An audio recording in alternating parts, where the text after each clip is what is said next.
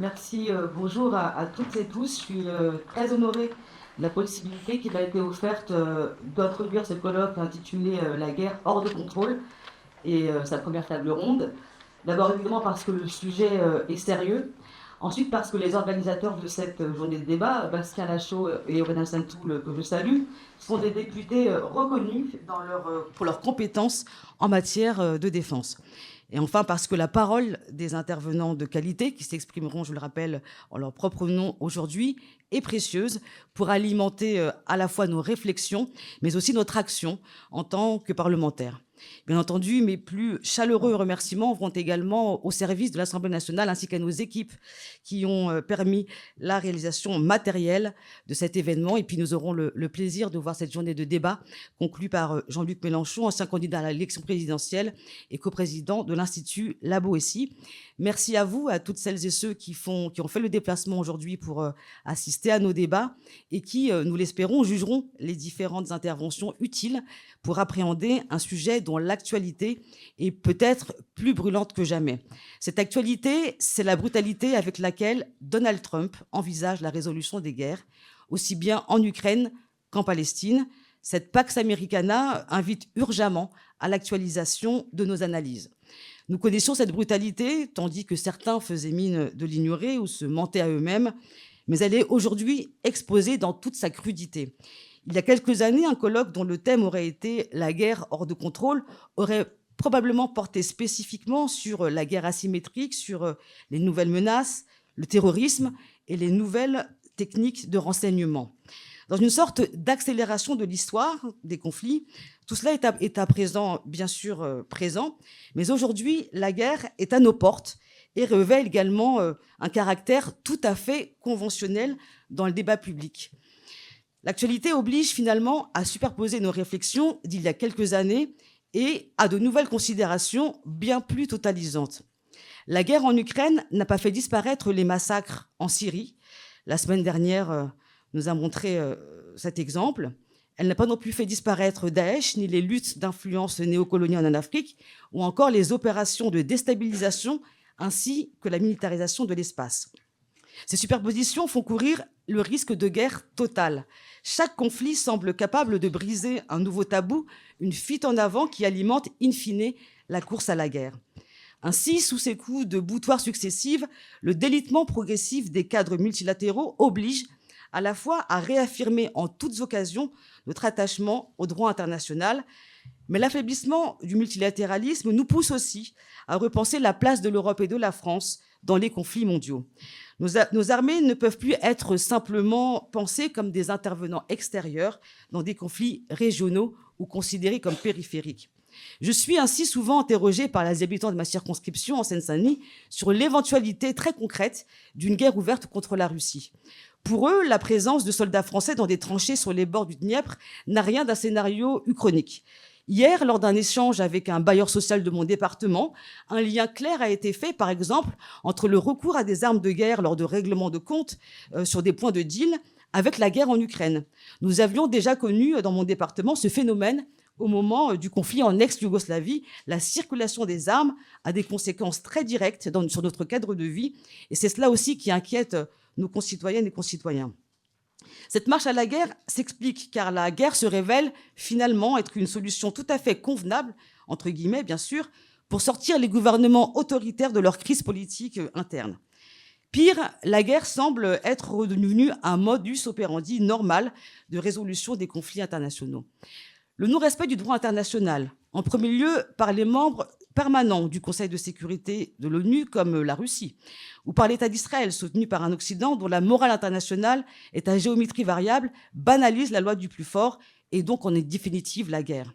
L'acceptation silencieuse ou assumée du génocide en Palestine, l'invasion de l'Ukraine, le non-respect des mandats d'arrêt de la CPI et la guerre dans l'Est de la RDC, les tabous tombent les uns après les autres sans que les auteurs de ces infractions au droit international ne soient jamais punis. Et donc, face à la course effrénée à la guerre, choisissons de faire du droit international notre boussole. Le droit est évidemment imparfait puisqu'il retranscrit des rapports de force qui sont aujourd'hui injustes.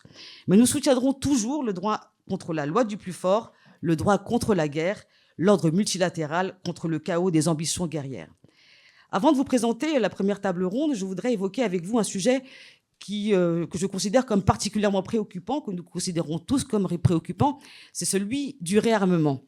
Il apparaît comme nécessaire et salutaire dans la bouche de toute la bonne société autorisée. A contrario, en tant que pacifistes conséquents, nous ne pensons pas qu'il faille préparer la prochaine guerre pour assurer la paix. Mais aujourd'hui, le réarmement se réalise partout. L'échec de la réindustrialisation classique conduit les gouvernements européens et américains à relancer leur industrie par les commandes de défense. Aux frontières de la France, l'Allemagne annonce un réarmement conventionnel rapide et d'ampleur, et les marchés jubilent. Plutôt donc la consommation militaire que la consommation populaire. Le réarmement pour justifier des politiques austéritaires qui rognent nos droits sociaux et l'État-providence. L'accumulation en matière militaire pour faire gagner de l'argent à quelques-uns. Alors, les internationalistes que nous sommes sont invités à repenser la guerre avant qu'elle ne s'impose à nous. Inscrit dans la tradition du socialisme et du pacifisme, le refus de la guerre est une boussole de notre vision d'une diplomatie non alignée au service de la paix et des peuples. Dès lors, comment empêcher que la question de la guerre ne soit accaparée par quelques décideurs dans le secret de conseils de défense ou de réunions d'état-major? Comment faire pour ne pas être pris de court par des évolutions technologiques et pratiques qui rendent nos régulations juridiques obsolètes? Comment ne pas subir la loi du plus fort et sur qui pouvons-nous compter pour contrer cette dérive? Afin de nous aider dans nos réflexions, nous proposons aujourd'hui 3 tables rondes. Cet après-midi, elles traiteront de la guerre hybride et des risques liés aux alliances défensives. Mes camarades Bastien Lachaud et Aurélien Saint-Toul introduiront chacun une de ces tables rondes évidemment dans l'après-midi et dans la matinée. Pour ma part, je vais vous présenter la première table ronde de la matinée. Nos intervenants chercheront à analyser la place du Parlement dans la conduite de la guerre moderne, alors que celle-ci échappe assez largement en réalité au contrôle du Parlement. En premier lieu, il faut rappeler que le Parlement joue théoriquement un rôle dans le contrôle ex-ante de la politique de défense. Ce contrôle passe principalement par la loi de programmation militaire et par les lois budgétaires annuelles qui définissent le format de notre armée, ses capacités de projection et, in fine, le rôle que le pouvoir politique lui donne. Mais le pouvoir budgétaire du Parlement en la matière est en réalité assez limité. Le Parlement est mis devant le fait accompli et le vote des crédits de défense revient trop souvent à une approbation a posteriori des décisions prises en dehors du Parlement. À ce constat général, on peut ajouter que les derniers budgets proposés par le gouvernement n'ayant pas été votés par le Parlement, puisque le 49.3 est devenu un mode de gouvernement normal, le Parlement n'a donc plus aucun droit de contrôle réel sur les orientations budgétaires qui concernent la défense. Ce contrôle est probablement encore plus restreint lorsque la guerre éclate. Certes, l'article 35 de la Constitution prévoit que c'est le Parlement qui déclare la guerre, mais cet article est aujourd'hui assez largement obsolète parce qu'en réalité, on constate plus personne ne se déclare réellement la guerre. Elle devient un état de fait. On enrobe de formules, on maintient de l'ordre ou lutte contre le terrorisme.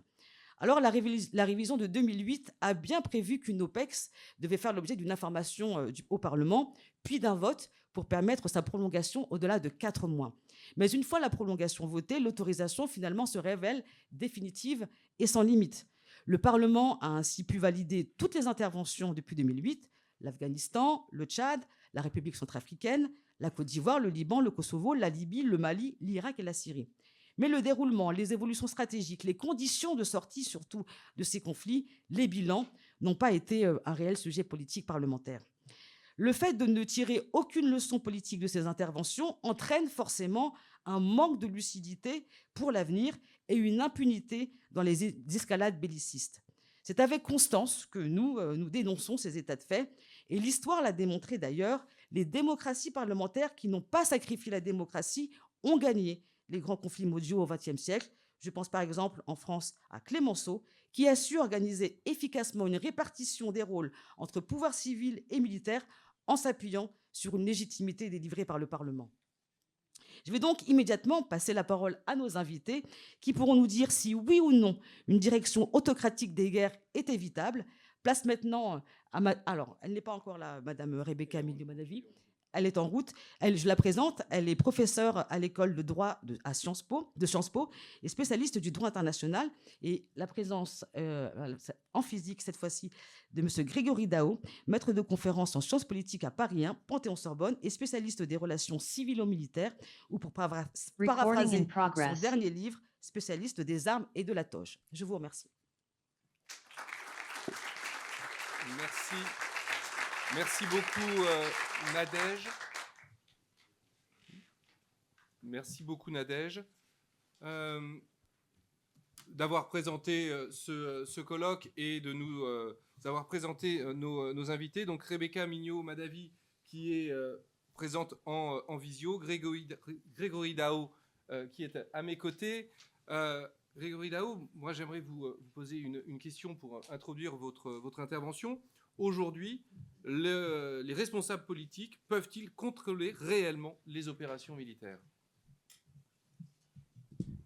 Merci pour cette question. Bonjour à tous, bonjour à toutes. Est-ce que j'ai 10 minutes pour y répondre, ou est-ce que c'est une question préliminaire ? Très bien. Donc, quelle place pour le Parlement ou les parlements dans la guerre ? Quel rôle pour les parlementaires de manière plus générale ? Alors, on se situe ici dans une arène parlementaire et la question posée correspond à une préoccupation politique. À mon humble avis, il s'agit de mettre à l'agenda la question du présidentialisme en France, ou pour le dire de manière peut-être plus positive, la question de la démocratisation de la politique de défense, dans un contexte qui a été rappelé évidemment. Cette question de la démocratisation de la politique de défense est une question qui me touche, qui me concerne en qualité de citoyen, contribuable, père de famille. En qualité de politiste au plan scientifique, je me pose une question un peu différente. C'est la question suivante. Comment se fait-il que des pratiques se cristallisent au point de devenir des habitudes et de réflexes qu'on ne questionne plus ? Alors je vous rassure, je ne vais pas faire un cours de sciences politiques, j'en arrive à ce qui nous intéresse aujourd'hui. La question posée, c'est celle du domaine réservé, qui n'existe, rappelons-le, absolument nulle part dans notre Constitution.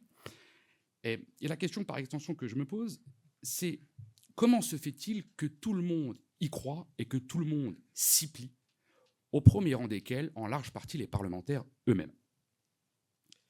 Je tiens à préciser tout de même que les universitaires ne sont pas forcément les mieux lotis dans l'univers dans lequel j'évolue, dans l'univers académique. La raison d'État, ça se respecte et ça ne se discute pas ou à peine.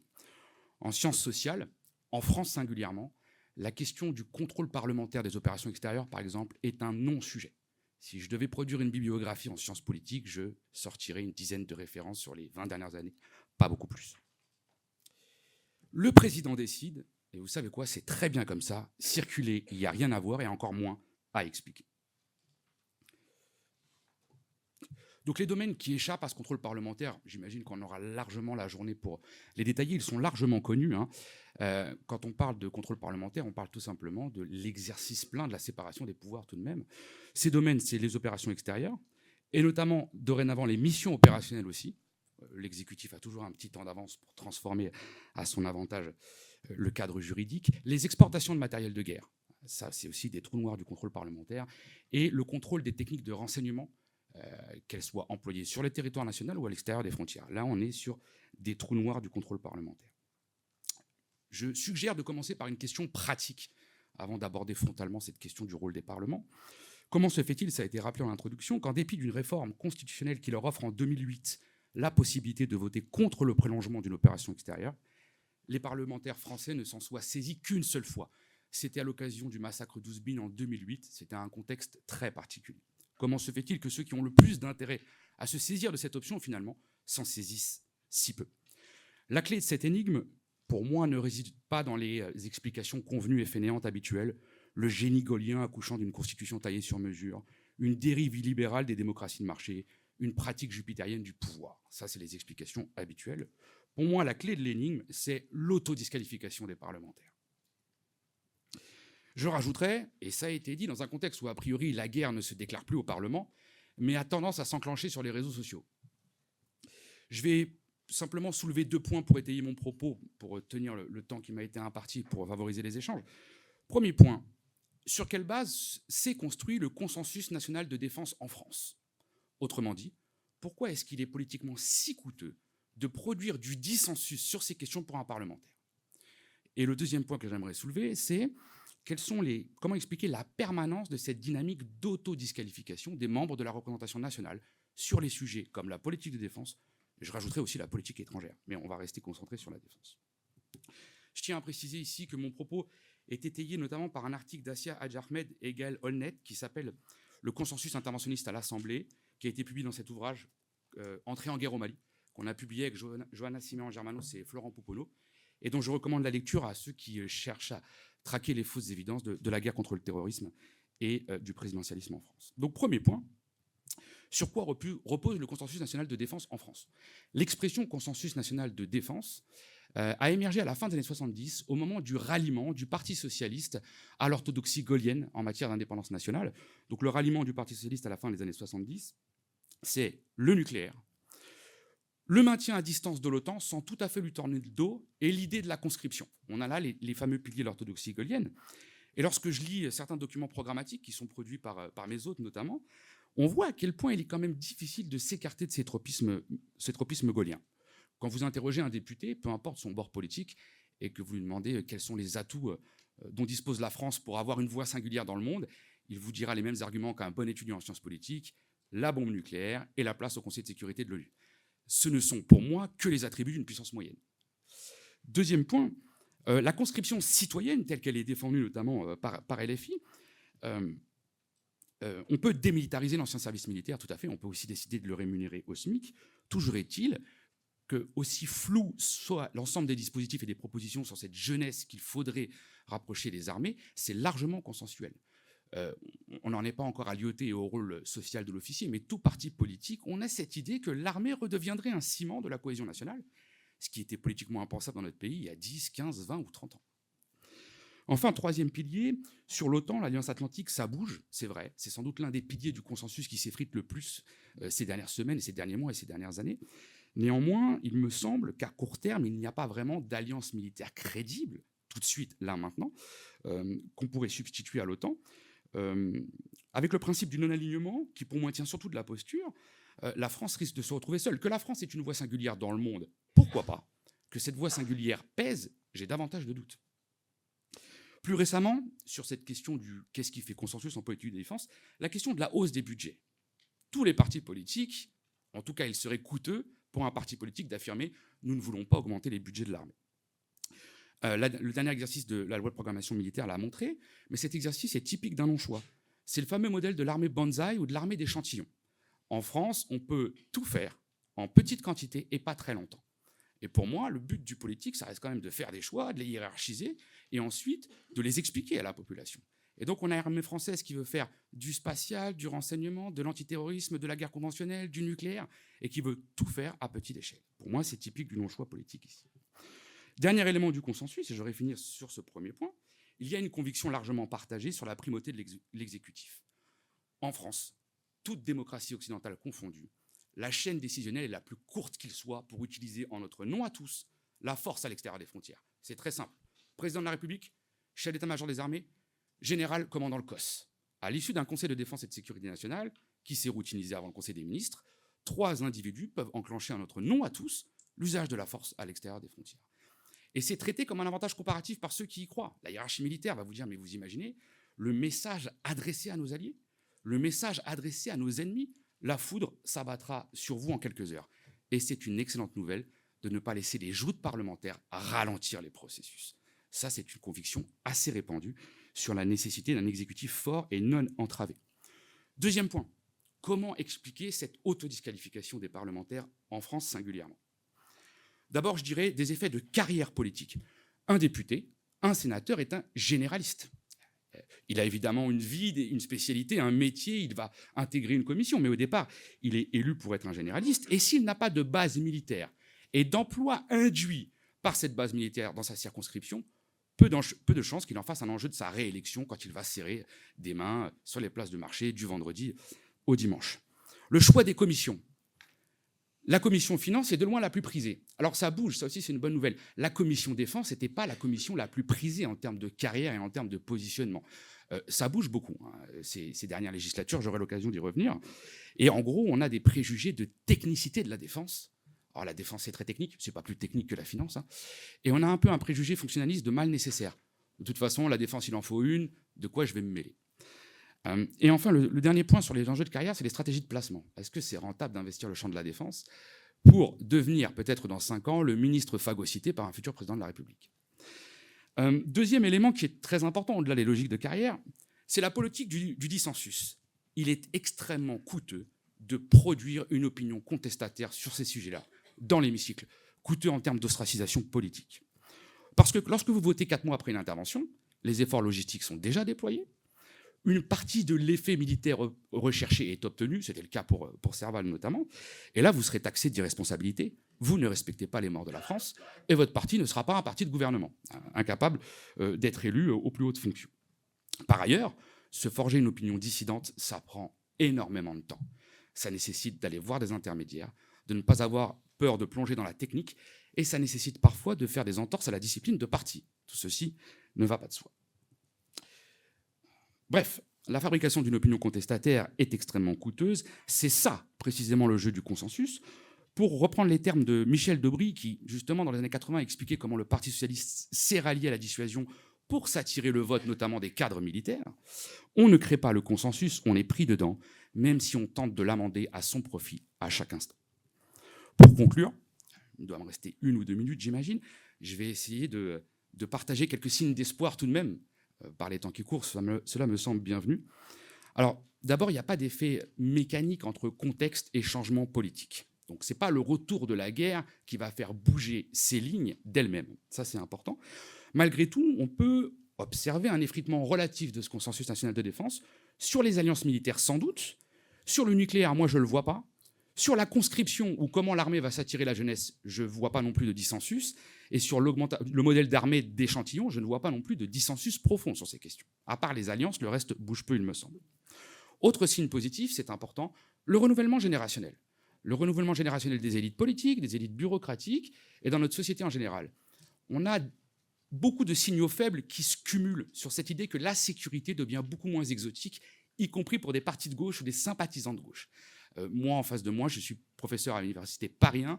J'ai en face de moi une jeunesse qui n'est pas catho-tradi, qui n'est pas une jeunesse fanamili, qui n'est pas une jeunesse d'héritier, mais ça s'engage massivement dans la réserve opérationnelle, dans la garde nationale, là où, dans le même master 20 ans plus tôt, on faisait de l'humanitaire et du développement. Donc ces sujets sont investis. Si je regarde le niveau de qualification des assistants parlementaires en sciences politiques et en relations internationales, tout cela monte en flèche. Dernier signal faible, si vous voulez, il n'y a plus de rang de classement à l'issue de l'ENA. Mais ce qu'on sait, c'est que la meilleure copie INSP 2024, c'est quelqu'un qui a choisi le renseignement et pas les grands corps de l'État. Donc voilà, ces sujets deviennent beaucoup moins exotiques qu'il y a quelques années. Dernier signe d'espoir, pour crédibiliser le contrôle parlementaire, il faut un accès à l'information, y compris à l'information classifiée.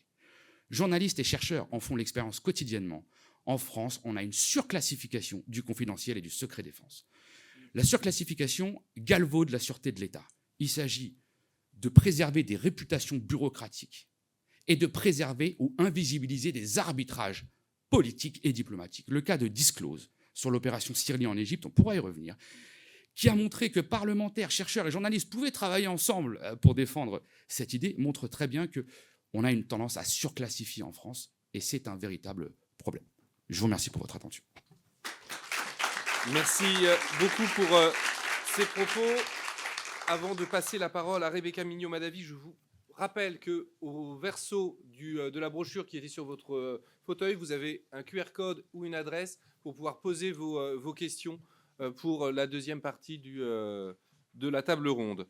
Donc, Rebecca Mignot-Madavi, merci d'être à nos côtés. Vous êtes en visio retenu loin de nous, mais j'aimerais vous également introduire votre intervention par une question, vu que vous êtes spécialiste sur le droit international et sur la théorie du droit. Comment, avec le cadre juridique français, décide-t-on aujourd'hui du début et de la fin d'un conflit? Et peut-être plus de la fin que du début. Je vous remercie, monsieur le député. Merci à vous et merci à monsieur le député Saint-Toul pour cette invitation. On partage maintenant depuis de nombreuses années des discussions et un intérêt inquiet, évidemment préoccupé pour la guerre non seulement sans démocratie, mais la guerre aussi infinie, soit dans l'espace et dans le temps, soit dans l'intensité ou la profondeur de sa violence. Donc, effectivement, cette question est utile pour partager mes réflexions juridiques sur notamment l'article 35, qui est au cœur de la proposition de loi que vous avez récemment soumise et qui me semble absolument crucial, et je vais vous expliquer en quoi, pour venir mettre fin à un article qui non seulement, Madame la députée Abo-Mangoli l'a très bien dit, est obsolète, puisqu'il ne correspond plus à la réalité des conflits modernes, mais qui aussi est en réalité en contradiction avec le droit international, d'une certaine manière. Donc l'article 35, vous l'avez très bien dit, repose sur l'idée que la guerre commence par une déclaration officielle, avec, vous l'avez aussi très bien dit, un rôle du Parlement réduit à peau de chagrin pour ce qui est du début des conflits, mais aussi de l'identification de leur fin, et entre-temps de l'analyse de leur poursuite, de la poursuite des conflits armés sur des temporalités qui sont parfois extrêmement longues. Or, cette notion est totalement dépassée. D'abord, vous l'avez aussi très bien dit, les conflits armés modernes ne sont presque jamais précédés d'une déclaration de guerre, mais aussi depuis la fin de la Seconde Guerre mondiale, depuis les conventions de Genève de 1949, la déclaration de guerre est morte, disons, avec ces conventions de Genève. Il y a des raisons tout à fait claires pour cette dilution, pour cette disparition de la notion de déclaration de guerre du langage juridique. C'est qu'il s'agissait de déterminer des critères objectifs et matériels et non subjectifs qui nous permettraient d'identifier le début d'un conflit armé et d'identifier son évolution au cours du temps et éventuellement sa fin, même si c'est une notion qui n'est pas très à la mode, la fin de la guerre. Donc la déclaration de guerre est largement dépourvue de signification pour déterminer l'existence d'un conflit armé. Ça, je crois que c'est important pour la base de la discussion qui va être la nôtre et pour l'application du droit international humanitaire. L'article 2 commun des conventions de Genève précise très bien que le DIH s'applique et que donc le conflit armé est identifié, même si l'état de guerre n'est pas reconnu par l'une d'elles. Et là, on voit très bien quelle est l'utilité de faire disparaître cette notion de déclaration de guerre, puisque on peut avoir des parties au conflit qui n'admettent pas le début ou la fin d'une guerre, encore plus aujourd'hui, à mon avis, quand on pense aux différentes modalités, aux différentes façons de faire la guerre qui peuvent être extrêmement discrètes à travers, par exemple, des appareillages de surveillance qui posent une menace létale sur des populations dans des conflits qui ne disent pas leur nom, disons. Donc c'est en cela qu'on a vu ce passage être établi de la notion de guerre à celle de conflit armé. Et là, on a une jurisprudence constante des tribunaux pénaux internationaux, pour l'ex-Yougoslavie d'abord, pour le Rwanda, qui confirme que le DIH s'applique autant aux conflits armés internationaux que non internationaux, en l'absence de déclaration officielle de guerre. Les protocoles additionnels de 1977 aux conventions de Genève viennent aussi nous le confirmer. Donc, en droit international, il est clair que cette notion de déclaration de guerre est absolument désuète. C'est pour ça que cette proposition de loi constitutionnelle que vous avez soumise en janvier dernier me semble absolument primordiale, non seulement pour mettre fin à cette notion obsolète, mais aussi pour mettre en conformité la Constitution avec le droit international. C'est ce qui rend aussi, c'est ce qui vient rétablir d'une certaine manière le rôle du Parlement, puisque là, on va s'attacher à analyser des critères objectifs de démarrage, de poursuite, de fin de la guerre. Ce qui me semble absolument fatidique aussi dans cette proposition de loi, ou ce qui me semble crucial, c'est cette idée de renouvellement annuel de l'autorisation qui serait soumis au vote, en tout cas qui nécessiterait un vote des deux chambres de façon répétée. Et là, je crois que de façon implicite, mais qui m'apparaît comme absolument claire et pertinente, c'est comme si cette proposition de loi gardait en tête l'attrait pour la poursuite sous des formes plus ou moins visibles des conflits armés, et l'attrait des gouvernements récents et successifs pour des interprétations juridiques extrêmement larges et contestées sur la fin des conflits. Donc on vient ici s'assurer que de toute façon, tous les ans, on viendra demander l'autorisation au Parlement, en tout cas une nécessité d'analyse de la poursuite éventuelle des conflits. Et là, je veux m'attarder sur les différentes façons de mettre fin à la guerre, ou en tout cas les différents critères, les différentes théories juridiques sur la fin de la guerre, comme vous m'y avez invité. Sur l'identification, et c'est très lié au début de la guerre. C'est pour ça que je ne pouvais pas me passer de cette analyse préliminaire qui s'attarde sur des critères objectifs. Donc, s'agissant par exemple des conflits armés internationaux, on a des critères objectifs qui sont très simples. C'est dès lors que deux États partis aux conventions de Genève commencent des hostilités sous quelque forme que ce soit. Pour les conflits armés non internationaux, on va s'attacher à identifier un certain seuil d'intensité des violences et un certain seuil d'organisation des parties au conflit, y compris des acteurs non étatiques. Donc voilà sur le démarrage des conflits.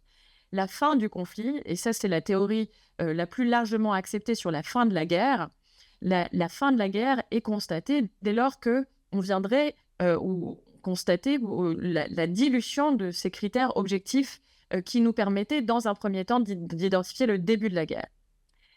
Or, on a vu ces dernières années une appétence, un attrait pour une théorie beaucoup plus contestée sur la fin des conflits, une théorie qui s'attache à identifier l'absence de risque raisonnable de reprise de la violence. Donc, autrement dit, c'était Florence Parly à l'époque, s'agissant de la guerre contre le terrorisme, qui, en filigrane, nous disait que la fin de la guerre n'aurait lieu que lorsque il n'y aurait plus de risque raisonnable que les hostilités reprendraient. Donc là, on est vraiment sur, si on imaginait un spectre des différentes théories sur la fin de la guerre, on est vraiment à l'extrême opposé de ce qui constitue l'acception la plus large et la plus étroite et la plus acceptée en droit international, qui consiste à s'attacher à analyser ces critères très objectifs de démarrage du conflit. Donc ici, on vient nous dire que lorsqu'il n'y aura plus de risque raisonnable que les hostilités reprendraient, sachant que le groupe ennemi et en plus était, s'agissant des groupes djihadistes, identifiés et caractérisés de manière extrêmement fluide, extrêmement large, etc., on vient, à mon avis, avec cette proposition de loi, on vient aussi contrecarrer cet appétit, cette appétence pour la guerre infinie et les acceptions les plus larges sur la fin de la guerre. L'hypocrisie, autrement dit, n'a donc pas élu son royaume dans le camp que l'on croit. Là où les États-Unis assument frontalement leur opposition à l'ordre juridique international, la France, et à mon avis, c'est important de le garder en tête pour les discussions qui vont être les nôtres aujourd'hui, a instrumentalisé le langage du droit, y compris ces exceptions ou ces interprétations les plus larges et les plus contestées, pour mieux en défaire la substance, pour mieux saper les fondements même de l'ordre juridique international. Entre le bulldozer et le ver dans le fruit, l'ordre juridique international se trouve évidemment bien mal servi.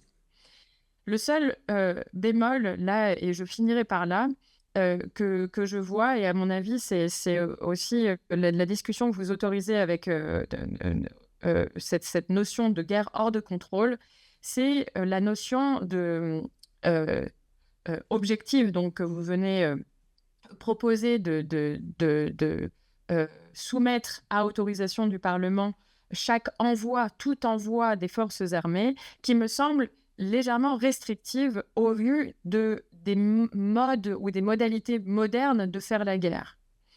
Ici, je pense aux nouvelles technologies de guerre qui pourraient donner lieu à des conflits armés qui ne consistent pas en l'envoi de forces armées sur des territoires extérieurs.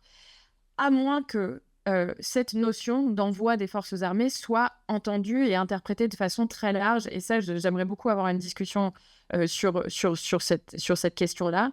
À l'heure des nouvelles technologies de guerre, à l'heure de la dilution de la frontière entre la guerre et la paix, cette guerre par anticipation qu'on voit être menée contre surtout des acteurs non étatiques qui poussent au recours à des systèmes de surveillance dans la guerre notamment, et à la poursuite de la guerre sous d'autres moyens que la conduite d'hostilité telle que traditionnellement entendue. Il conviendrait, à mon avis, de se pencher sur une interprétation la plus large possible de ce critère objectif d'envoi des forces armées.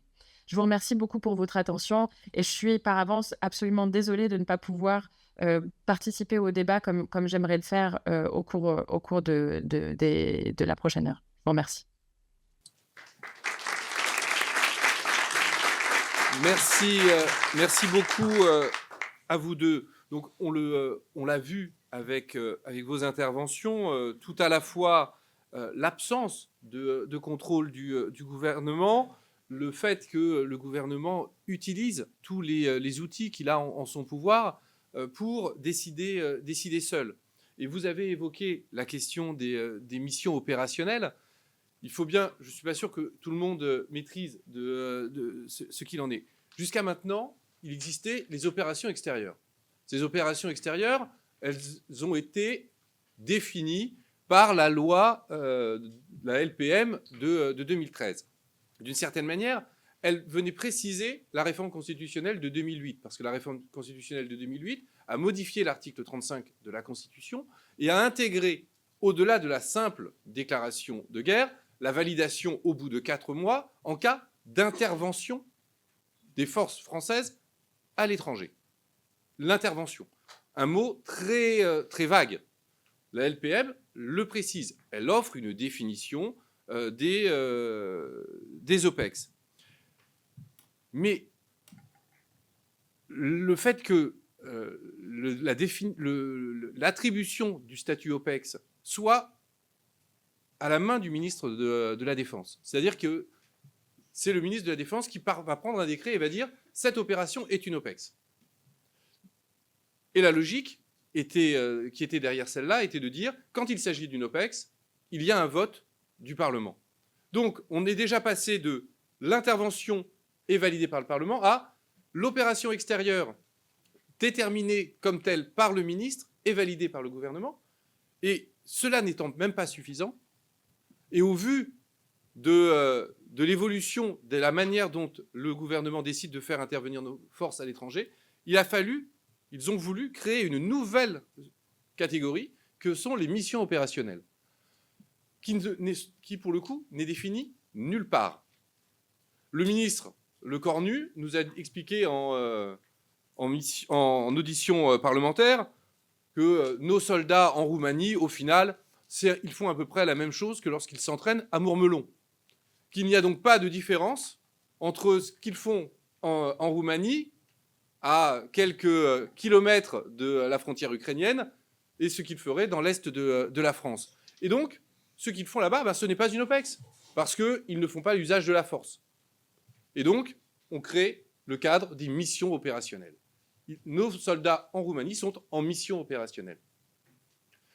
Sauf que la loi de 2013 ne précise absolument pas que les OPEX sont déterminés par l'usage de la force. Donc, au-delà des différences de statut pour les militaires, l'attribution de la carte du combattant, une meilleure solde, etc., etc., se pose une question. Si nous envoyons des troupes en Roumanie, en théorie, c'est pour renforcer le flanc est de l'OTAN et donc dissuader l'armée russe d'envahir la Roumanie. Mais nos soldats sont en Roumanie, personne n'a voté. Personne n'a voté.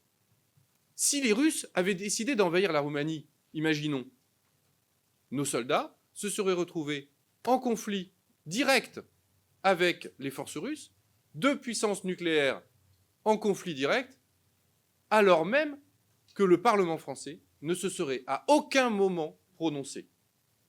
Et donc on imagine bien qu'au bout de 4 mois de conflit avec la Russie, le Parlement français, je ne sais même pas s'il serait encore en état de voter le maintien ou non de ces opérations, parce que personne n'est capable de savoir ce que donnerait un conflit entre deux puissances nucléaires.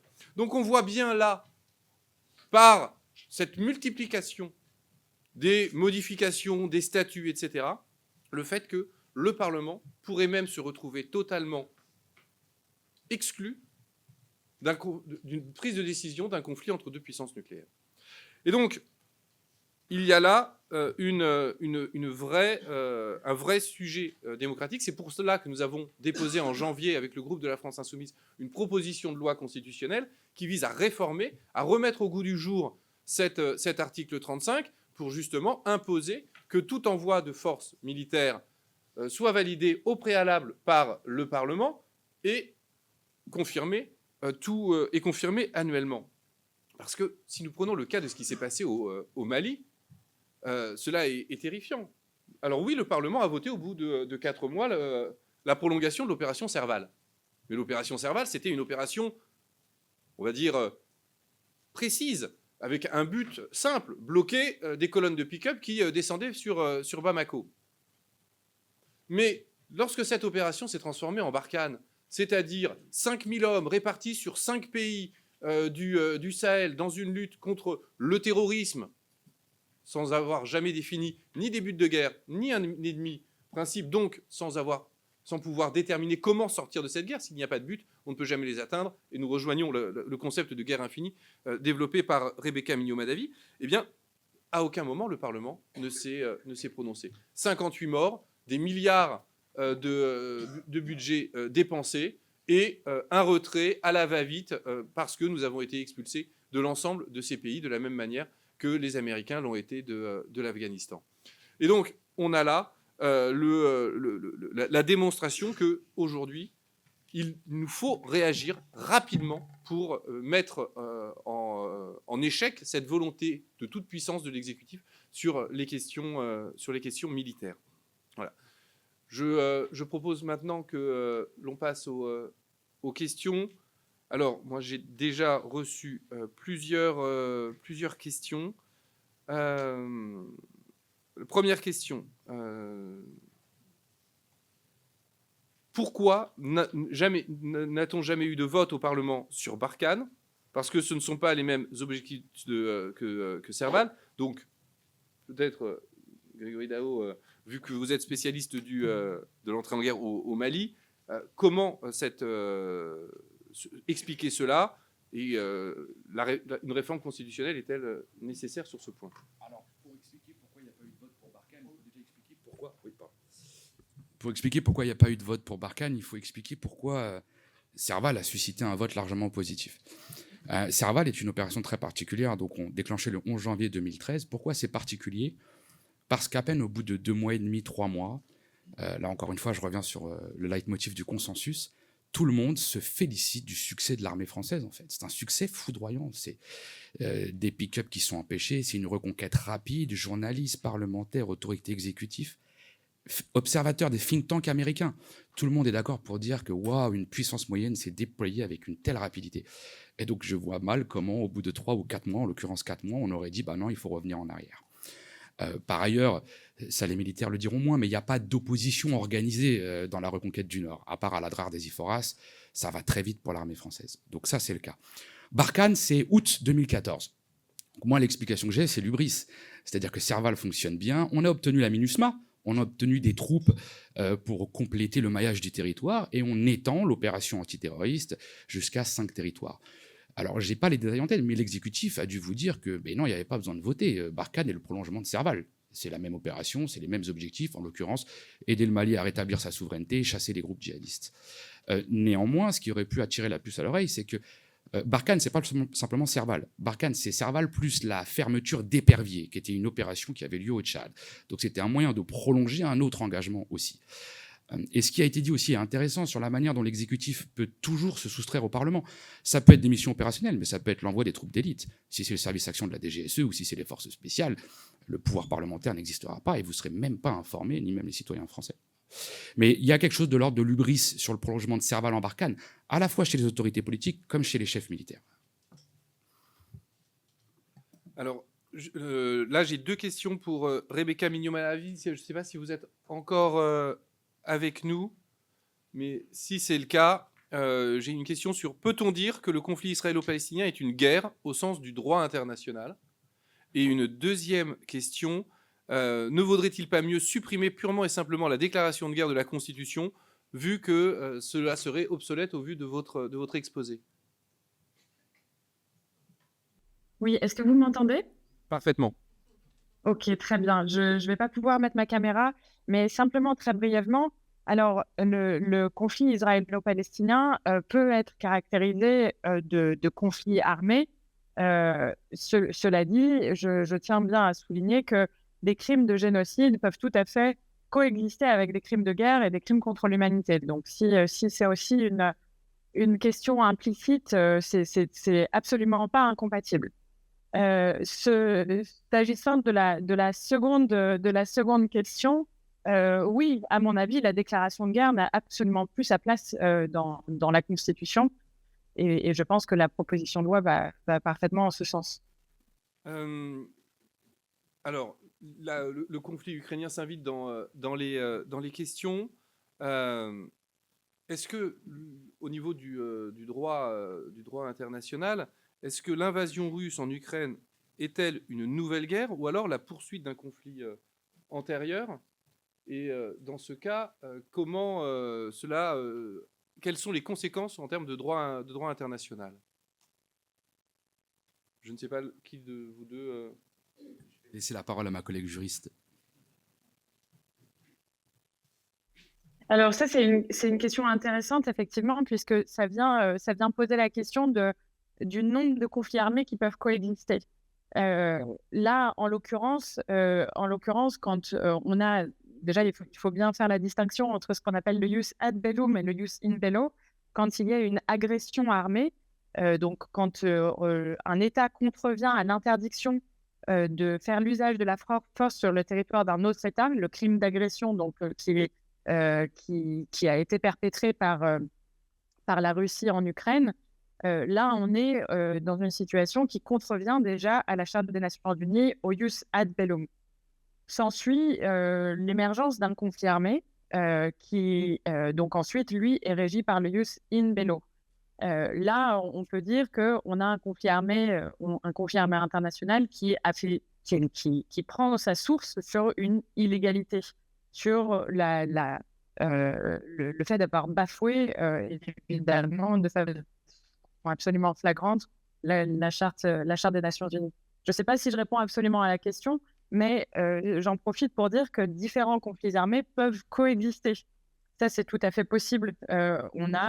Mais c'est une question un petit peu formaliste et légaliste qui n'est pas nécessairement utile à la question de la soumission d'une situation de conflit armé à l'autorisation du Parlement. Mais en tout cas, c'est tout à fait possible de considérer que différents conflits armés coexistent, ou alors qu'un conflit armé d'une certaine nature est prolongé par un conflit armé d'une autre nature, etc. etc.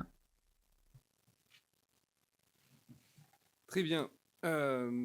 Autre question qui nous arrive, c'est est-ce que aujourd'hui, le fait de former des militaires dans un pays en guerre ne serait pas une OPEX et donc n'aurait-il pas besoin de validation du Parlement, alors même qu'ils peuvent se retrouver à proximité immédiate d'un conflit et donc entraîner la France avec eux dans ce conflit? Oui, ça c'est assez classique, c'est ce qu'on appelle les OMLT, donc les officiers de liaison. Quand vous êtes amis, quand vous avez des accords de défense avec un pays, africain notamment, et que vous voulez réduire votre visibilité, pour parler comme un militaire, votre empreinte au sol, vous n'allez pas envoyer 300, 400, 500 gus et du matériel. Vous allez envoyer des officiers ou des sous-officiers qui ont pour charge de former l'armée locale. Ça peut être de l'antiterrorisme, ça peut être du renseignement de sources électroniques. In fine, moi, je n'ai pas l'ordre d'opération de l'officier qui part. Qu'est-ce qu'il fait concrètement? Mais c'est utilisé par tout le monde et dans tous les sens. Les Russes font ça aussi, de la même façon, les Américains font ça aussi. Donc, on déploie des sous-officiers et des officiers pour former localement les forces. On ne connaît pas tout à fait leur contrat opérationnel. C'est comme lorsqu'on renforce le flanc Est en Roumanie. Je serais bien en peine de vous dire quels sont les ordres précis qui sont fixés à ces officiers. Mais c'est un cas classique, c'est ce qu'on appelle le light footprint. Ce n'est pas les Français qui l'ont inventé. Mais le souci, c'est de réduire l'empreinte et la visibilité des troupes sur un pays donné. Et les officiers de liaison, c'est un grand classique de la chose. C'est comme en ambassade. En ambassade, vous avez des espions, mais qui ont le droit d'être là, qui sont déclarés auprès de l'État dans lequel ils arrivent. Il y en a d'autres, c'est un peu moins le cas. Mais oui, les officiers de liaison ont peut penser qu'ils font plus que de la formation, sans doute. Et alors justement, une autre question qui va dans le même sens sur les groupes militaires privés. On a beaucoup parlé en Afrique de Wagner. Comment aujourd'hui lutter efficacement par le droit contre ces groupes militaires qui, d'une certaine manière, remplacent les armées et peuvent faire des guerres par procuration pour certaines nations? L'un des intérêts du recours aux sociétés militaires privées, pour reprendre un vocable très français, c'est quand même d'échapper en partie au droit international, notamment. La France a souvent été en retrait sur cette question. On a du Blackwater aux États-Unis, on a des grands groupes russes, on a des groupes sud-africains, on a des groupes britanniques. En France, on a eu beaucoup du mal à mettre en place des sociétés militaires privées. Alors, je ne vous parle pas de la grande époque de Bob Denard, mais à l'époque très contemporaine, c'est via les intérêts privés au large de la Somalie, quand il fallait faire passer des conteneurs de gaz, etc. La législation française et les parlementaires se sont demandé est-ce qu'on pouvait mettre des gardes armés sur des bateaux privés. C'est comme ça qu'en France, on a mis en place les premières sociétés militaires privées. Vous avez qui compose ces sociétés militaires privées essentiellement d'anciens officiers. D'anciens officiers, plutôt troupes de marine, plutôt légionnaires, plutôt forces spéciales, donc qui connaissent les zones dans lesquelles ils vont. Là aussi, l'offre est très vague. Ça peut être de la formation, ça peut être du consulting, par exemple, risque pays pour des intérêts français qui chercheraient à s'implanter sur des zones de guerre. Donc oui, la France fait ça, et puis vous avez tout type. Vous avez, par exemple, Défense Conseil International, est une organisation mi-publique, mi-privée, mais son job maintenant, c'est de resserrer les boulons entre la France et les élites armées africaines. C'est-à-dire que comment on va vendre de la formation, non purement militaro-militaire, donc on passe par des structures plus souples, un peu moins visible en termes de public. Donc la France fait ça aussi, c'est pas spécifique aux États-Unis, c'est pas spécifique à Wagner. Le but, c'est quand même... Alors, est-ce que c'est d'échapper au droit international? Oui. Le but, c'est aussi le coût politique des morts. Quand vous avez des cercueils qui reviennent à JFK, à New York, avec la bannière étoilée, c'est plus coûteux politiquement que lorsqu'il n'y a pas de bannière étoilée. Il y a ces enjeux-là. Il y a les enjeux aussi d'Abu Ghraib, on a vu aux États-Unis, c'est-à-dire que c'est difficile de mettre en place des processus juridiques pour rattraper les soldats issus des armées privées. Puis vous avez encore un autre phénomène, les contracteurs, c'est-à-dire qui ne travaillent pas directement pour l'armée conventionnelle, mais qui peuvent travailler pour la CIA directement. C'est encore d'autres registres. Tout à fait. Alors, on a une autre question qui revenait sur le secret défense que vous aviez évoqué, qui s'interroge pourquoi les députés membres de la Commission de la Défense ne seraient pas habilités au secret défense. C'est une excellente question. Moi, si je fantasme un peu, je rêverais d'avoir des commissions parlementaires à l'américaine. C'est-à-dire que vous avez le Congrès américain avec un certain nombre de représentants triés sur le volet, de tous bords politiques. Je ne sais pas si vous vous souvenez Zuckerberg devant le Congrès américain. Il n'est pas bien. Moi, j'ai jamais vu une seule autorité militaire dans notre pays se sentir mal à l'idée de rendre des comptes aux parlementaires. Donc oui, le secret défense est codifié en différents niveaux en France. Le premier niveau, c'est ce qu'on appelle le diffusion restreinte. Il n'y a pas de cadre pénal sur cette question. Le diffusion restreinte, c'est ce qu'on donne à un stagiaire pour lui faire croire qu'il est important. Donc c'est pas très encadré. Vous avez ensuite le secret défense. Vous avez, le confidentiel défense, pardon. Vous avez qui rentre dans le cadre pénal justement. Vous avez le secret défense. Vous avez le secret défense France, c'est-à-dire qu'en multinational, même quand on travaille avec des collègues issus des armées étrangères, on ne leur donne pas accès à l'information. Et puis vous avez le très secret défense. Mon expérience personnelle de chercheur, pour avoir croisé en toute légalité ce type d'information, c'est que tout ceci est largement surclassifié. Ça n'engage absolument pas la sûreté de l'État. Et ça ne me paraît pas aberrant de désigner une poignée de parlementaires issus de différents bords et de leur donner accès à un certain nombre d'informations, sans doute pas toutes, pour travailler. Et je vais être très clair, quelles sont les informations qui engagent la sûreté de l'État et sur lesquelles, moi, personnellement, je ne souhaiterais pas que journalistes, parlementaires ou même chercheurs aient des accès? Où sont les sous-marins nucléaires lanceurs d'engins en temps réel? On s'en doute. Où sont les agents clandestins? On s'en doute. Quels sont les protocoles de maintien de la sûreté nucléaire? Et quels sont les protocoles en cas d'attaque non conventionnelle massive? Un blackout total, une contamination des eaux en Île-de-France. On se doute que ces processus étatiques sont largement gardés. Tout le reste, par exemple, et je terminerai là-dessus, ça a été dit par ma collègue en fait, ce qui peut permettre de reparlementariser la politique de défense, c'est le droit international. Ce qui a obligé Madame Parly à faire un communiqué de 7 pages suite au fait que des journalistes révèlent que la France a exporté des matériels de guerre au Yémen qui étaient utilisés contre les populations. Elle a opposé le secret défense, mais elle s'est fendue d'un communiqué de 7 pages, qui est beaucoup pour un ministre, et finalement la contrainte, c'est le droit international. Ne nous affichez pas sur l'exportation de matériel de guerre en Égypte et au Yémen ou en Israël, parce que nous sommes partie prenante de signature de conventions internationales. Donc ça aussi, c'est un levier qui paraît important. Oui, juste pour rebondir sur cette question, en tant que membre de la Commission de la Défense, voire même en tant que rapporteur budgétaire, qui a un contrôle de pouvoir sur pièce et sur place sur les éléments budgétaires, en fait, on se retrouve avec des réponses du ministère qui sont classifiées diffusion restreinte, alors même qu'il s'agit d'informations publiques que l'on peut trouver sur le site internet du ministère. Donc on voit bien là et à partir du moment où c'est diffusion restreinte, ça devient compliqué de les utiliser, etc. Donc on va chercher le tableau qui est sur le site du ministère et on le met à la place des données qu'ils nous ont renvoyées. Mais on voit bien là qu'il y a une volonté de surclassifier pour empêcher toute question, empêcher tout débat. En fait, l'objectif du ministère de la Défense, c'est d'organiser les conditions du fait qu'il ne puisse y avoir de débat et qu'on soit obligé de prendre pour avis conforme leurs éléments. Un exemple, typiquement, sur le taux de disponibilité du matériel. Pendant très longtemps, il était public. À chaque fois, le ministère se faisait taper par les parlementaires parce que le taux n'était vraiment pas satisfaisant au vu du budget que cela coûtait. Eh bien, plutôt que d'essayer d'améliorer le taux de disponibilité, tout ce qu'ils ont fait, c'est ne plus classifier le taux de disponibilité. Alors, le taux de disponibilité s'est amélioré parce que des mesures ont été prises, mais il n'empêche qu'aujourd'hui, les parlementaires n'ont plus accès au taux de disponibilité des matériels.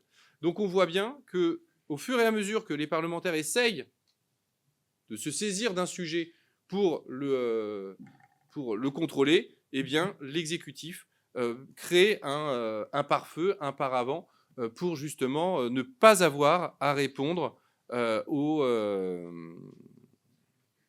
aux questions des parlementaires.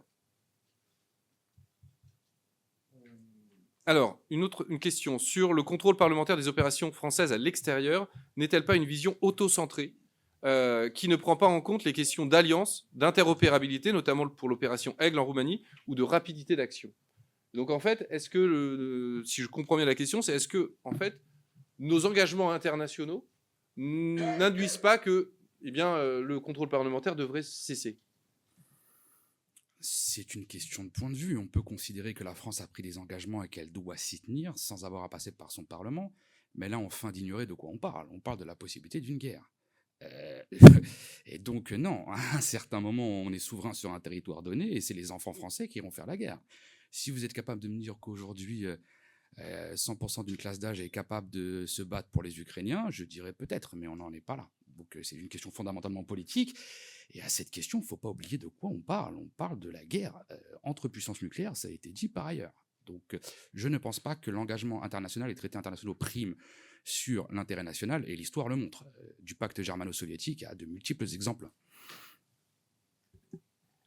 Oui, et puis donc là-dessus, il faut quand même avoir en tête que nous réfléchissons dans le cadre de la Ve République, sans même passer à la Sixième République. S'il y a vraiment besoin d'agir vite, mais le Parlement peut être convoqué du jour au lendemain par le gouvernement. C'est-à-dire que s'il y a une nécessité d'agir rapidement, mais que nous sommes contraints, que l'exécutif est contraint par le contrôle parlementaire, du jour au lendemain, il nous convoque, nous revenons, et il a un vote ou pas. Et l'idée de la rapidité, le fait de cette... On ne cesse de nous le dire, oui, mais un seul homme qui décide, au moins, c'est rapide, c'est direct, c'est efficace, et d'une certaine manière, cela renvoie aussi à l'usage de la dissuasion. En fait, cette Ve République s'est construite sur l'idée on a un chef, le chef peut appuyer sur le bouton de l'arme nucléaire, et de là est venue l'idée que le chef peut décider de tout sur les questions militaires. Et donc, en fait, déconstruire le pouvoir de ce chef des armées, parce que c'est aussi intéressant de voir que dans la Troisième République, le président n'était pas le le chef des armées.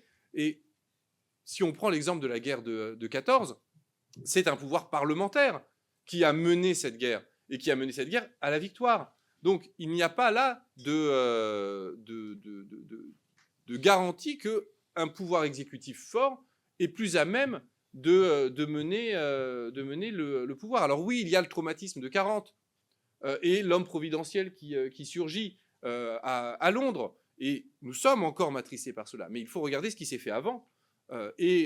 Aujourd'hui, on se rend bien compte que rien ne nous dit que la commission de la défense ne serait pas en capacité de mener les opérations militaires aussi bien que le gouvernement.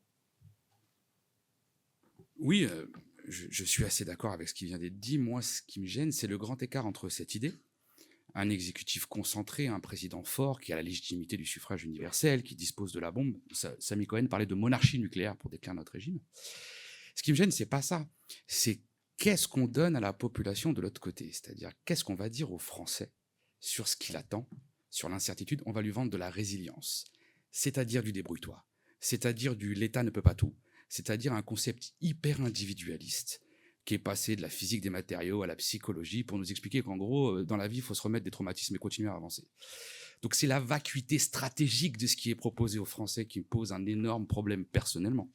On peut se féliciter qu'un homme décide, qu'il soit rationnel et raisonnable, en tout cas on peut l'espérer, mais en même temps, s'il n'y a pas de Parlement et qu'on dit aux Français, bah, vous signez vos attestations et vous mettez un masque, ça me paraît très léger comme mode de sauvegarde de la nation ou comme perspective stratégique pour nous tous. Donc c'est pas sans le présidentialisme dans sa tour d'ivoire, c'est quelle est l'alternative stratégique pour ce qui fait nation au plan de la sécurité. Et là, on n'a pas grand-chose. Hein. Mais donc en fait, vous opposez d'une certaine manière résilience à résistance ? J'oppose, on ne peut pas se satisfaire qu'un homme décide seul et que ce soit efficace et en même temps dire aux Français, débrouillez-vous. Apprenez à être raisonnable, faites les bons choix, ne paniquez pas, ne faites pas la queue au supermarché, mettez un masque. Soit on a une politique qui associe la nation à sa propre sauvegarde, soit on se met tous derrière un homme et on croise les doigts pour qu'il ne commette pas d'impair. Ce qui me paraît, peu importe la qualité de l'individu en question, ce qui me paraît largement problématique et ce qui ne fait pas nation en termes de sécurité et de défense. Est-ce que vous pourriez peut-être développer ce qui ferait nation ? Alors, ça c'est plutôt la question posée, c'est qu'est-ce qu'on fait pour associer les Français à leur défense ? Et là, on sort un peu sur la conscription citoyenne, le ralliement de la jeunesse. Voilà, qu'est-ce qu'on fait pour associer les Français à leur destin, tout simplement, destin sécuritaire qu'on a un peu laissé de côté depuis 20 ou 30 ans. Et ça ne peut pas passer par le château, ça ne peut pas passer par du top-down, et ça ne peut pas passer par des débats budgétaires hyper obscurs. Et on a aussi plein d'initiatives, c'est foisonnant. On a des écoles renseignement et sécurité au lycée. On a plein d'initiatives par le bas, mais le problème de ces initiatives qui sont foisonnantes sur la sécurité qui revient au goût du jour auprès de la jeunesse, c'est souvent des civils plus va-t-en-guerre que les militaires qui les mènent. On sait que l'armée attire. Le premier employeur public dans notre pays de la jeunesse non qualifiée depuis 20 ans, c'est l'armée de terre, 15 000 emplois équivalents temps plein. Donc, il y a des marges de manœuvre pour associer les Français à leur défense. Simplement, on sait qu'il y en a à peine 1 sur 3 qui va renouveler son contrat. Donc, il faudrait trouver le juste milieu entre la résilience ultralibérale de chacun pour soi, débrouillez-vous, et le retour du service militaire. J'imagine qu'il y a des leviers. On peut aussi s'intéresser à l'écologie, on peut aussi faire du soutien scolaire, on peut faire du social. La défense et la sécurité, c'est pas forcément manipuler une arme automatique, hein, j'insiste là-dessus.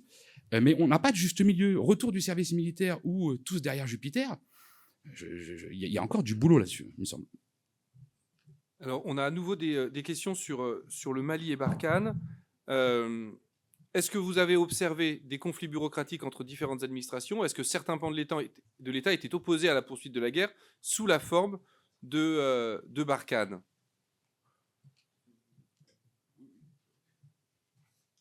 Oui, il faut bien savoir, ça c'est aussi rassurant, j'ai oublié de le dire. L'État ne marche pas comme un seul homme, y compris au sein du gouvernement, y compris au sein de l'exécutif. Vous n'avez jamais une seule vision de l'intérêt national, c'est pas vrai. Les hauts fonctionnaires ont des convictions. Ils ne se battent pas simplement pour défendre l'intérêt matériel de la France.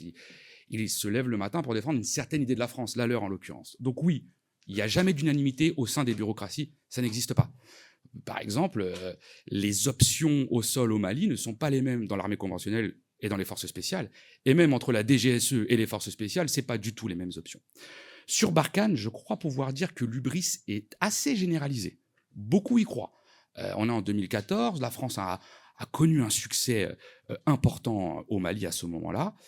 Je n'ai pas moins d'exemples de témoignages d'autorités politico-militaires qui auraient dit à l'époque « Attention, on s'emballe, 5 pays, c'est beaucoup trop pour nous, il faudrait se calmer ». Je n'ai pas cet exemple-là. Mais il y a un élément qui est important à retenir. Par exemple, pour vous donner un exemple très simple, il y a le sous-directeur Afrique de l'Ouest du ministère des Affaires étrangères, qui s'appelle Bigot à cette époque, qui est quelqu'un de connu, qui va prendre position farouchement contre son ministre et contre les militaires en disant « Non, les armées locales en Afrique n'auront jamais les moyens d'empêcher ce qui va se passer ». Ça, c'était l'option du président Hollande. Hein. Il ne voulait pas intervenir seul, Hollande. Il voulait laisser les armées africaines intervenir. Et il l'a payé de sa démission ou de son ostracisation. Donc voilà, dans tous les appareils d'État, tout le monde ne tire pas dans le même sens. Tout le monde n'a pas la même vision de l'intérêt national. C'est important de le rappeler. Estimez-vous que la hiérarchie militaire valide la volonté de l'exécutif d'éteindre le contrôle parlementaire, ou voyez-vous une plus grande ouverture des militaires vers le Parlement par rapport à l'exécutif? Je vous laisse faire la première réponse et je compléterai parce que... Alors, encore une fois, l'armée ne marche pas comme un seul homme. Évidemment, au plan fonctionnel, c'est comme pour tous les travailleurs. Hein. Moins vous me mettez de contraintes dans mon travail, plus je me sens à l'aise. Vous dites à un officier, prépare ta mission, mais tu vas aller voir les parlementaires de tous les bords pour caler les choses. Il va vous dire, si je peux me l'épargner, ce sera plus simple. En revanche, c'est important, en off, les officiers sont parfaitement conscients qu'on a un problème de contrôle parlementaire et qu'il est dans l'intérêt de tout le monde, de notre société, que les députés, les sénateurs soient plus au fait de la chose militaire, de même que les citoyens. Ils ne tiendront pas ces positions publiquement, collectivement, mais en off, ils savent qu'il y a un problème. Donc, ambiguïté entre l'efficacité et le niveau d'information et de connaissance des Français, tout simplement parce que les militaires veulent être l'armée de la nation. C'est pas l'armée de l'État pour eux. Faut leur demander individuellement. Ils veulent être l'armée populaire. Je ne sais pas si ce serait leur expression, mais l'armée nationale, oui, bien plus que le bras armé de l'État. C'est pas ça leur ambition. Oui, moi je confirme de tous les échanges qu'on peut avoir avec les militaires, il y a un grand respect affiché du Parlement, une vraie volonté de fournir des informations qu'ils peuvent fournir au Parlement dans les limites que leur fixe l'exécutif. Et je pense qu'on a plutôt une instrumentalisation de la hiérarchie militaire par l'exécutif pour éteindre le débat démocratique. Et cela se voit parce que depuis quelques années, on voit de plus en plus de généraux d'active en uniforme dans les médias. Que ce soit le chef d'état-major des armées ou les autres SEM, ils viennent dans le débat public et en grand uniforme, aux 20h de TF1, expliquent que c'est comme ça et que ça ne peut pas être autrement. Et on a là, je pense notamment lorsqu'il y a eu cet accident entre 2 hélicoptères français au Mali avec plus d'une dizaine de victimes, il y a eu une ouverture médiatique de quelques jours où nous avons pu poser la question de pourquoi sommes-nous là? Est-ce qu'on a vraiment besoin d'être là? Et comment sortir du Mali? La fenêtre médiatique, elle a duré 2-3 jours. Et cette fenêtre médiatique, elle s'est fermée lorsque le chef d'état-major des armées est allé, il a fait le tour des médias, il n'en a pas fait qu'un, il en a fait plusieurs, pour expliquer, oui, la France doit aller là-bas, oui, la France doit faire ce qu'elle fait pour la sécurité de la nation. Et on a là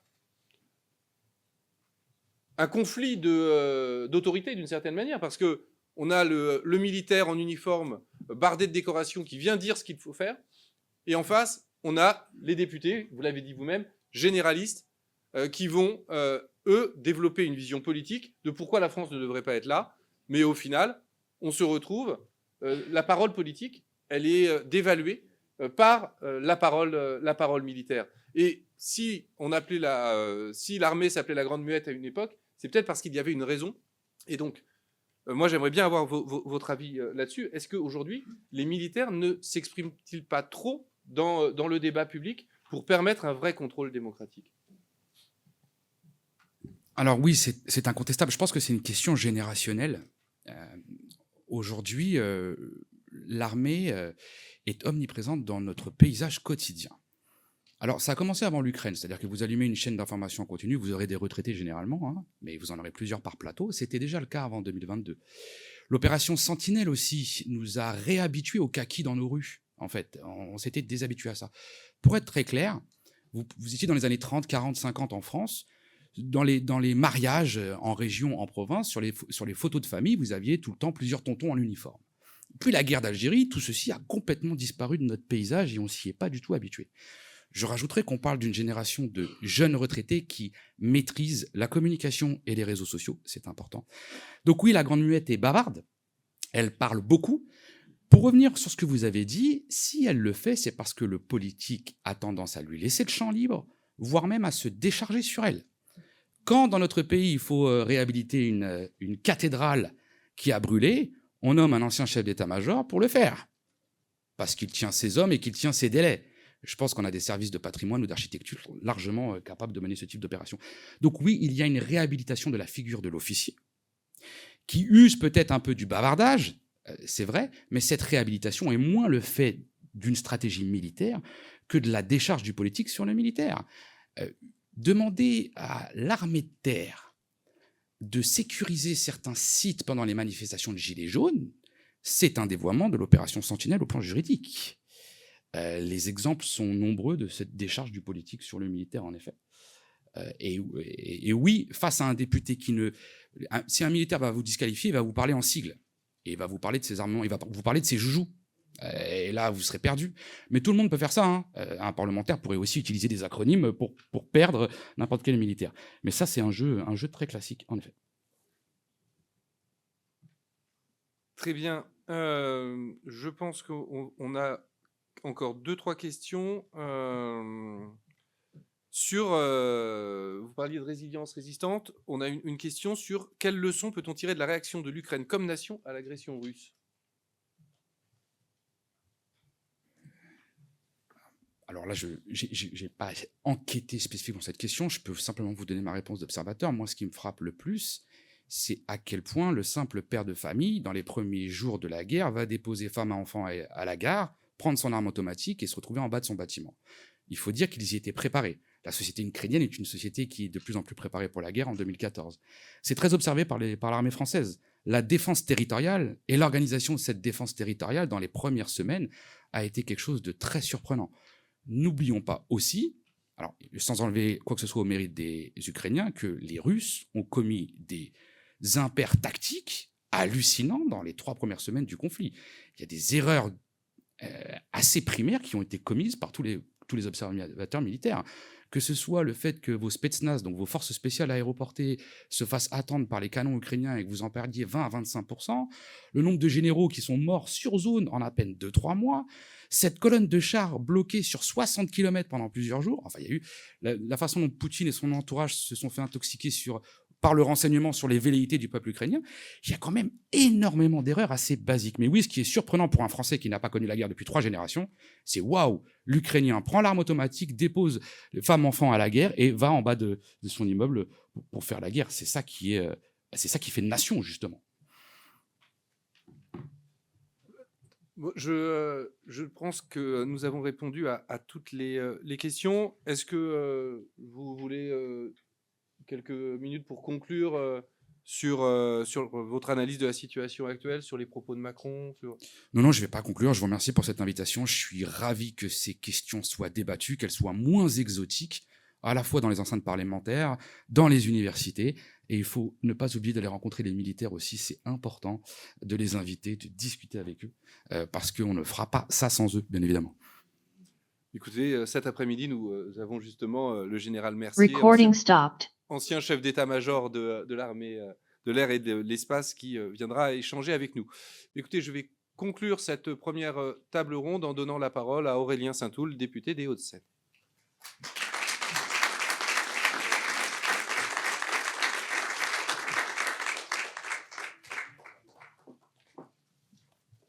Alors, vous avez remarqué que je ne suis pas Nadège Abou-Mangoli.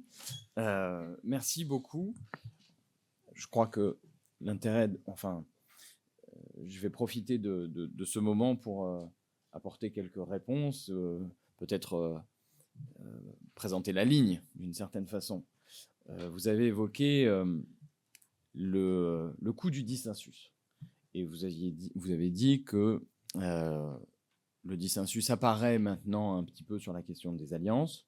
On aura l'occasion de l'évoquer dans la 3e table ronde cet après-midi.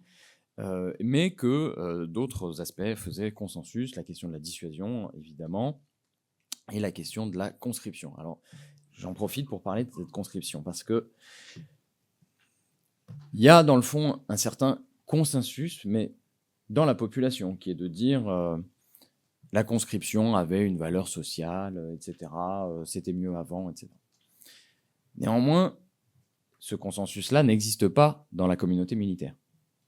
Au contraire, aujourd'hui, il y a plutôt encore, même si c'est en train de bouger, je crois, depuis quelques années, il y a encore la conviction qui s'est installée dans la génération qui est aujourd'hui aux commandes des armées, que la conscription, c'est trop cher, c'est pas à nous de le faire, c'est du social. Moi, je connais par exemple des officiers de futurs généraux qui disaient, par exemple, j'ai fait du service militaire adapté, j'ai encadré du service militaire adapté. Alors, la notion d'adapté joue aussi dans l'appréciation, hein, c'est clair, mais qui m'ont dit, c'était bien dans le début de ma carrière, mais ça va, ça suffit.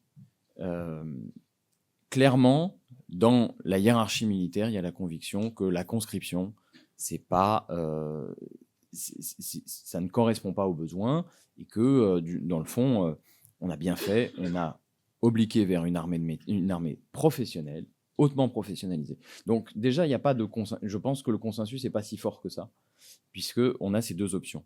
Et au sein des élites militaires, petit à petit, il y a un discours qui est en train de changer. Le chef d'état-major des armées, par exemple, a pu dire récemment devant la commission de la défense qu'il y avait des réflexions qui étaient en cours, pas seulement sur le modèle des réserves, mais carrément sur un modèle qui serait plus proche de ce que font les Finlandais, etc. Je ne rentre pas dans le détail là-dessus, mais pour dire que ce consensus-là, il s'est déjà effrité, à mon avis.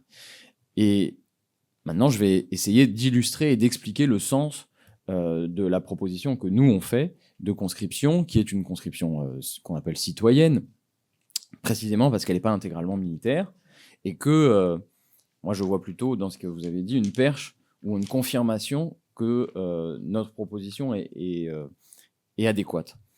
Parce que ce qui est en jeu, c'est non seulement la question militaire au sens strict, que fait-on en cas d'agression ?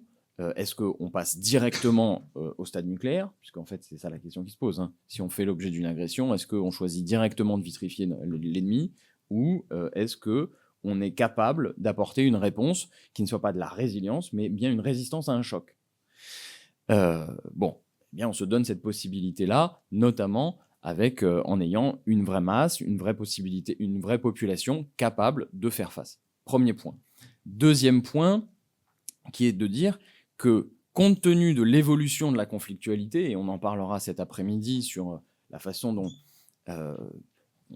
l'État et la société subissent une multiplicité d'agressions, c'est la société tout entière qui doit être consciente qu'elle fait face à des agressions. Et ça, précisément, ça implique non pas de traiter exclusivement la question militaire, mais de traiter l'ensemble de ce qui affaiblit la cohésion de la société, et en particulier qui affaiblit l'État. Raison pour laquelle, dans la proposition que nous faisons une proposition qui a une majorité d'activités, aura une majorité d'activités qui sont civiles, de cohésion. On va parler cet après-midi de risques cyber, mais on a aussi parlé de Covid. Vous avez parlé de Covid. Moi, ce qui me frappe, c'est que pendant l'épidémie de Covid et dans les tout premiers jours, il y a une grande disponibilité dans la population pour agir et ne pas subir. Et précisément parce qu'on a renoncé, parce que effectivement l'ancien service militaire n'était pas adéquat, mais pour ça. Mais on n'a pas donné des cadres dans lesquels la population, et en particulier ceux qui auraient été les plus disponibles, à savoir les plus jeunes, enfin les jeunes adultes, pour participer à la protection de la société, participer à la remise sur pied de la société, d'une société qui s'adapte à la crise, etc. Et ça, vous n'avez pas d'autre possibilité de le faire que précisément en organisant. Alors peut-être que le mot de conscription évoque des choses qui ne sont pas complètement adéquates, mais de la même façon sur la protection civile. On vient d'essuyer 2 catastrophes très graves, Chido, Garance. Où sont les moyens de la société réellement de faire face à ces épisodes? On a envoyé des soldats, un peu, mais on voit bien qu'on a un problème de format, on a un problème de masse, on a un problème de capacité à avoir des réflexes dans la société pour faire face à la crise. Et donc, quand nous, on va le redire aussi sur la question des alliances, nous promouvons un modèle qui est fondé sur la coopération et sur, j'ai envie de dire, la citoyenneté active. Eh bien, il n'y a pas 36 solutions.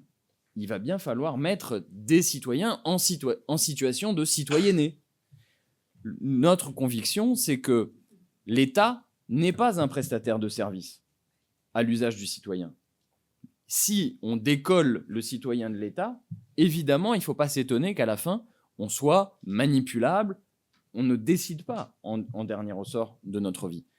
À l'inverse, la conscription, c'est le modèle dans lequel le citoyen, certes, contribue et paye une espèce d'impôt du temps, mais dans lequel le citoyen est pleinement un acteur de l'État et qu'il ne le subit pas, avec des effets sociaux évidemment fondamentaux. On en parle souvent quand on parle de la conscription, on donne cet exemple, mais évidemment, une population qui fait l'expérience, pour une partie d'entre elles, du fonctionnement réel de services publics, eh bien, ce sont des usagers très différents dans les années qui suivent, qui comprennent comment fonctionne un hôpital s'ils ont servi dans un hôpital, qui comprennent comment fonctionne une armée, qui comprennent et qui, le moment venu, sont sans doute un petit peu moins enclins à dire « envoyer des troupes ». Comme ça, à la légère. Il y a une dimension extrêmement importante, pacifiste de la conscription. Parce que, évidemment, quand vous avez mis la main sur un FAMAS ou un HK 416, puisque maintenant il n'y a plus de FAMAS, vous ne prenez pas les choses à la légère. Vous savez le poids de la chose.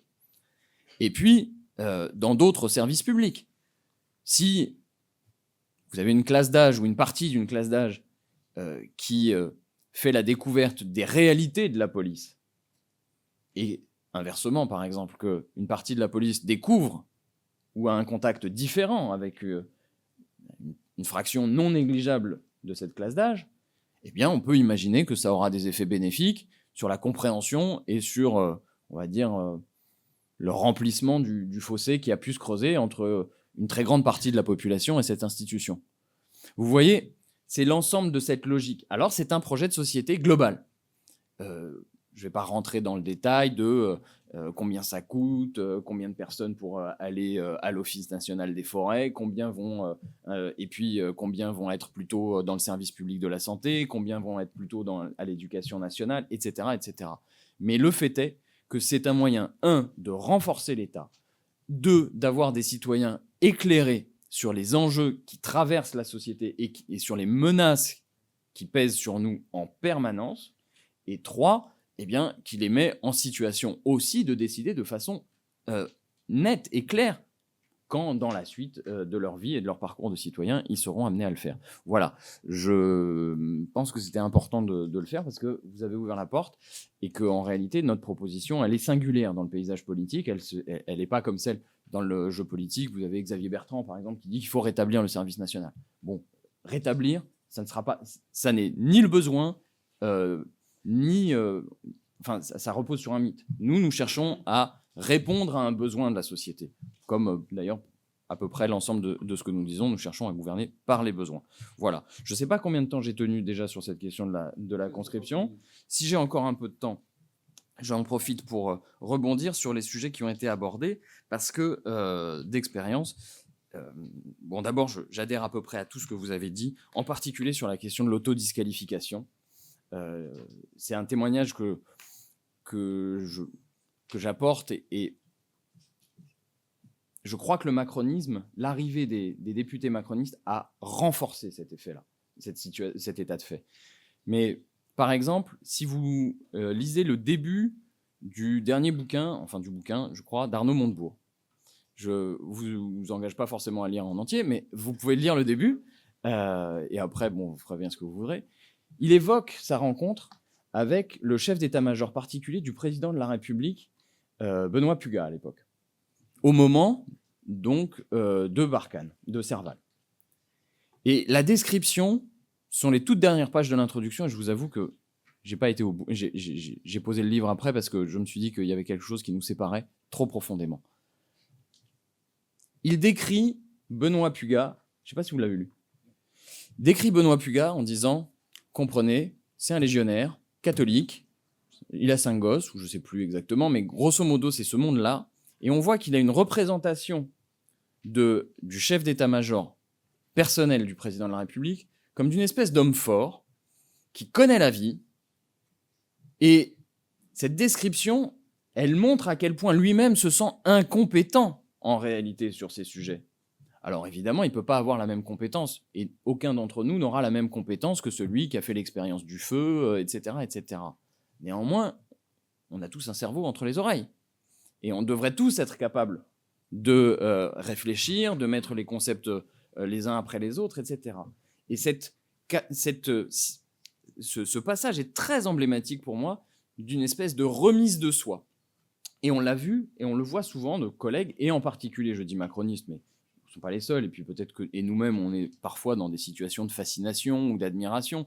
Des personnes, je veux dire, il n'est pas là, et puis il sera là tout à l'heure, et vous ne le répéterez pas, mais je crois que j'ai une forme d'admiration intellectuelle pour le général Mercier, même si je ne suis pas d'accord avec des choses qu'il a pu dire, etc. C'est des gens qui ont une expérience qui nous apporte énormément. Mais c'est vrai que des parlementaires macronistes qui, par ailleurs, n'avaient pas une culture politique très forte et sont arrivés ici à l'Assemblée nationale en se disant que, d'une certaine façon, c'était le couronnement de leur parcours personnel, de leur réussite professionnelle, eh bien, ils se sont trouvés bien petits, si je puis dire. Ils se sont sentis bien petits face à ces gens, ces officiers qui avaient des étoiles sur les manches et dont ils se sont dit que, sans doute, ils connaissaient mieux la question qu'eux-mêmes. Et ça, c'est quelque chose qui est effectivement très, très puissant. Et je pense que si on faisait un peu de sociologie interactionniste ou de micro-sociologie pendant les auditions de la commission de la défense, on verrait par exemple la place extrêmement importante, on a très peu de temps de parole, on a 2 minutes, et bien pourtant, on n'a que 2 minutes pour poser une question, et bien il y a au moins 30 secondes qui sont prises par des salam alek, des salutations. Alors moi, ça m'arrive aussi d'y sacrifier, mais j'essaye de le faire le moins possible, non pas parce que je les respecte pas, mais parce que j'ai que 2 minutes, et comme vous voyez, j'aime bien parler. Donc, on est dans une situation où je crois que c'est très significatif de l'espèce de sentiment d'incompétence, de volonté de... etc. Pour ce qui est du coût du dissensus, évidemment, je suis obligé de parler du débat public, de l'état général du débat public.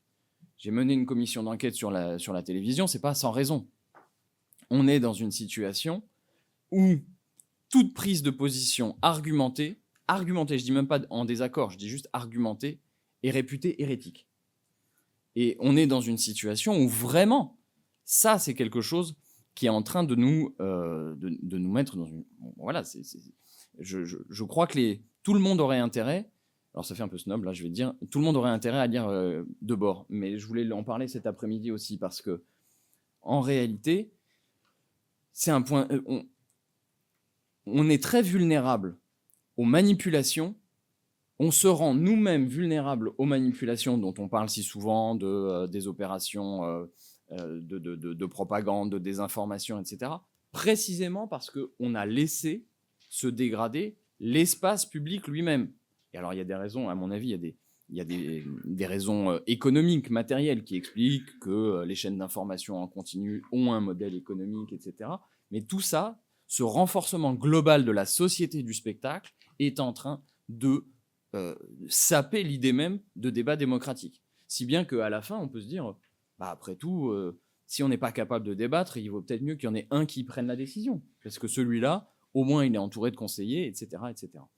Donc, je crois fondamentalement que si on ne règle pas de manière pacifique, sérieuse, mais déterminée, la question des modalités du débat public et donc des médias, on n'arrivera pas non plus à renforcer le cadre démocratique du contrôle des opérations, etc. Voilà. Je crois que j'ai dit à peu près tout ce que je pouvais dire. Enfin, j'ai pas dit tout, mais comme je vous ai forcément cassé un peu les pieds, Voilà. Je n'ai pas continué sur la question de la guerre infinie. Bon, j'aurais des choses éventuellement à dire, mais voilà, je crois que... Bon, je peux encore ? Bon, ben, sur la question de la guerre infinie, il me semble que, d'abord, on avait eu raison dans le livret de la campagne présidentielle de Jean-Luc Mélenchon en 2022 d'utiliser l'expression de guerre larvée. C'était un moyen pour nous de prendre un acte de la réalité des agressions qu'on peut subir, qu'on va qualifier de micro-agression aussi longtemps que ce n'est pas une invasion, voilà.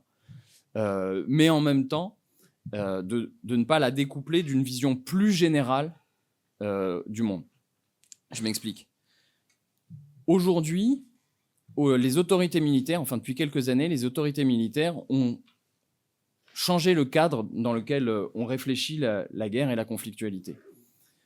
Le chef d'état-major a proposé qu'on substitue aux trois notions de paix, crise et guerre, qui ne décrivent pas en réalité le monde dans lequel on est, puisqu'on l'a dit, il n'y a plus de déclaration de guerre, etc., qu'on substitue un autre trio de notions qui sont compétition, contestation, confrontation.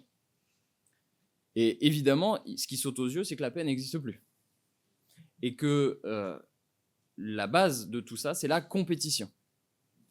Si bien qu'il n'y a donc ni paix ni guerre, on va à la confrontation, mais il n'y a ni paix ni guerre, et que à l'origine de ça, il y a la logique de compétition. Ça me permet de reboucler avec ce que je disais au début. C'est que nous proposons, non pas de faire comme si le monde n'existait pas et que la compétition n'y était pas, mais nous voyons bien d'où vient la compétition. Elle vient précisément du capitalisme qui s'est répandu sur la totalité de la planète désormais. Donc, la logique qui est le moteur de l'avancée des sociétés, l'avancée entre guillemets des sociétés et de l'avancée de leurs relations entre elles, c'est la compétition. Et ça produit donc des effets, j'invente rien, c'est du jaurésisme du XXIe siècle, mais et ça produit des effets simples. La compétition conduit à la guerre. La question qui se pose pour nous, c'est dans quelle mesure sommes-nous capables, de faire face à cette logique de compétition, parce que le monde est comme il est, mais comment serions-nous capables de produire autre chose et de rompre avec cette logique de compétition ? Précisément, nous appelons ça la coopération, le non-alignement et l'altermondialisme. C'est cette possibilité-là qu'on doit articuler. Est-ce que nous sommes suffisamment forts pour ne pas nous laisser écraser dans la compétition, mais est-ce que nous sommes suffisamment créatifs et crédibles, et forts justement, pour proposer à d'autres d'entrer dans les logiques de coopération et de substituer progressivement les logiques de coopération, les logiques de droit aussi, évidemment, aux logiques de confrontation, de rapport de force et de compétition. Et évidemment, la question centrale pour ça, c'est la question écologique. Parce qu'on ne peut pas sortir, il n'y a pas de sujet plus universel qui appelle plus urgemment la coopération que la préservation de l'environnement et de l'écosystème dans lequel l'humanité vit. Voilà. Donc, sortir de la logique de la guerre infinie, il n'y a pas 36 solutions, c'est ouvrir un espace à la coopération, ou rouvrir un nouvel espace à la coopération. Et évidemment, c'est ça qui est menacé aujourd'hui par l'abandon successif de toutes les normes internationales. Voilà, je crois que j'ai dit à peu près tout ce que je voulais cette fois-ci. Très bien. Écoutez, merci à toutes et tous. On va conclure.